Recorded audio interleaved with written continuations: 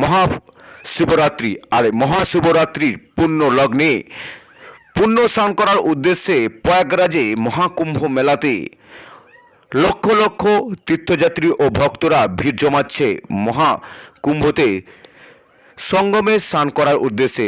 গঙ্গা, ভাগীরথী ও সরস্বতী সঙ্গমে স্নান করার পরই তারা শিবলিঙ্গের মন্দিরে পুজো দেবে।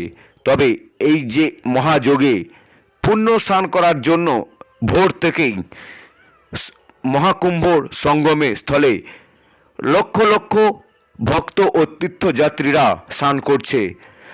প্রায় 1.5 মাস অতিবাহিত হয়ে গেল মহাকুম্ভ, আজ তার অন্তিম দিন। সেই অন্তিম দিনে লক্ষ লক্ষ ভক্তরা কিন্তু সঙ্গমে স্নান করছে পুণ্য লাভের আশায়।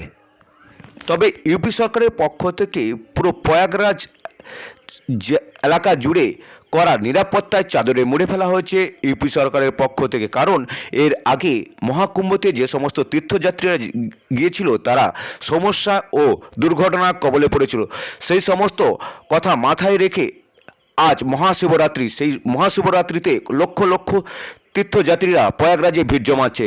সেই সমস্ত কথা মাথায় রেখে ইউপি সরকার করা নিরাপত্তায় চাদরে মুড়ে ফেলেছে পুরো প্রয়াগরাজ এলাকা, যাতে দুর্ঘটনা কবলে না পড়তে হয় আর তীর্থযাত্রীদের। সেই সমস্ত কথা মাথায় রেখে ইউপি সরকার সমস্ত নিরাপত্তায় চাদরে মুড়ে ফেলেছে পুরো এলাকা।